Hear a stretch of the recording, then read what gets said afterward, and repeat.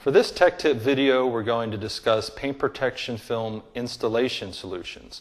Now, the nice thing about the 3M Scotchgard Pro Series and the matte version of Pro Series is that you can use a variety of mixes. The adhesive is not real particular, but we are going to discuss some baseline starting mixes that you can use to get underway.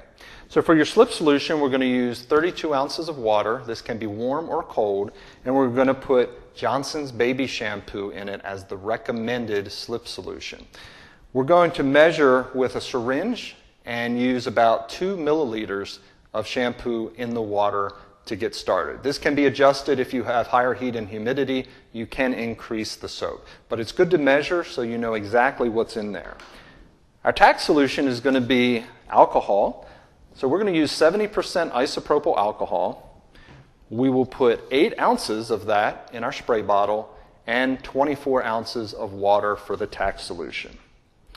The only other solution you might be interested in trying out is 3M's installation gel, especially for vertical surfaces like bumpers.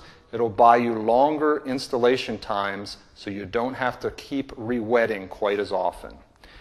So with these mixes, you should be on your way to getting started installing paint protection film.